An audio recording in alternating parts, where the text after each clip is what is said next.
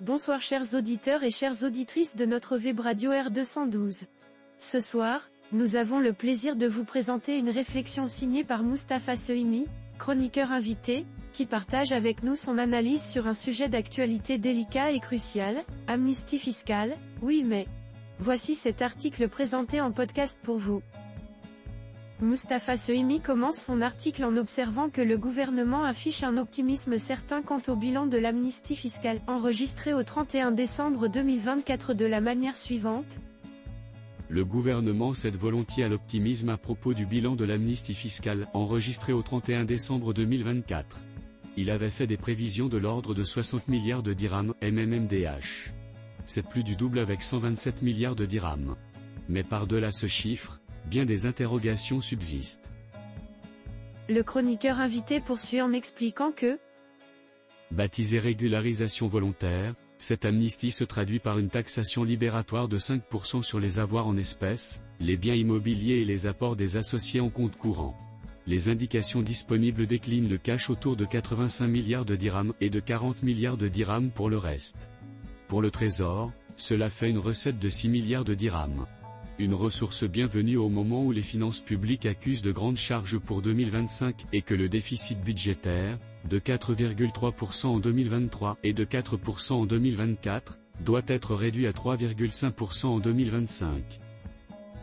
Ensuite, notre politicien aborde la problématique du cash, en étudiant les implications de cette nouvelle rentrée fiscale ainsi.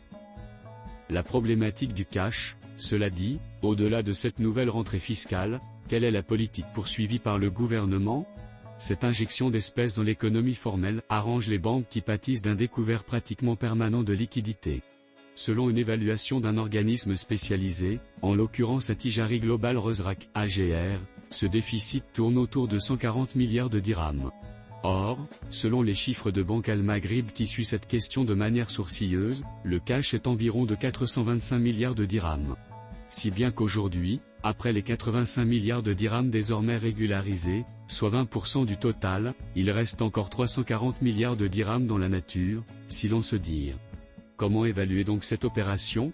L'objectif est d'abord d'améliorer la relation entre l'administration fiscale et les contribuables. Il est vrai qu'il y a en la matière bien des insuffisances.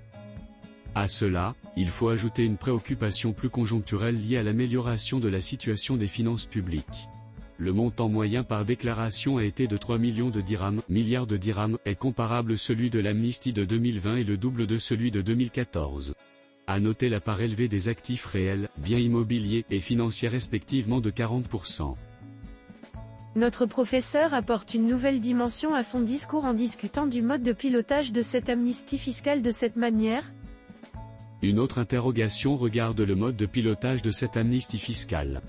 Pour faire simple, l'on a affaire à une transaction entre l'État d'un côté et le contribuable contrevenant de l'autre. Elle se veut volontaire puisque ce dernier peut y souscrire, en étant plus susceptible de poursuite par l'office d'échange pour infraction à la réglementation en vigueur. Ce faisant, c'est pour lui un autre avantage, celui de consolider une certaine stabilité patrimoniale, liquidité et biens, et de continuer à disposer ainsi des avoirs déclarés. Il reste que le débat rebondit sur l'équité que génère ou pas l'amnistie. N'y a-t-il pas quelques traitements différenciés, discrimination même entre les contrevenants et les contribuables, qui respectent la réglementation fiscale applicable?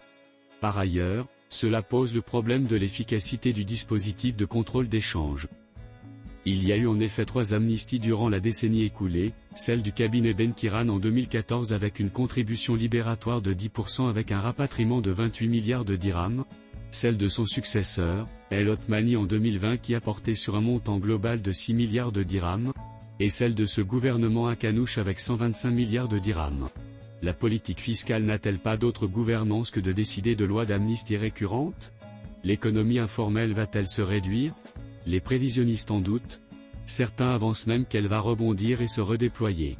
Faut-il considérer alors que c'est un trait structurant de l'économie nationale et qu'elle est installée durablement dans les circuits?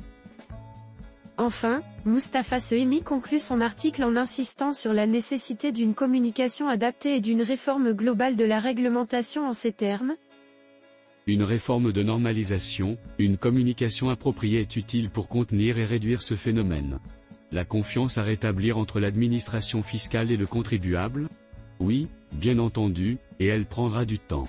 Mais également ceci, la croyance que la législation fiscale est équitable et transparente, qu'elle n'est pas variable mais au contraire stabilisée, prévisible et donc sécurisante, et que l'impôt est une contribution citoyenne aux charges publiques comme le précise l'article 39 de la Constitution. Enfin, l'opportunité ne se présente-t-elle pas désormais pour laisser de côté la politique de l'amnistie et appréhender globalement la réglementation de la politique du contrôle des changes? L'évolution à retenir, entre autres, pourrait être celle d'une réforme et d'une accélération du processus de libéralisation en la matière. Une normalisation et une optimisation qui rendraient pratiquement caduque et inopérante une prochaine amnistie.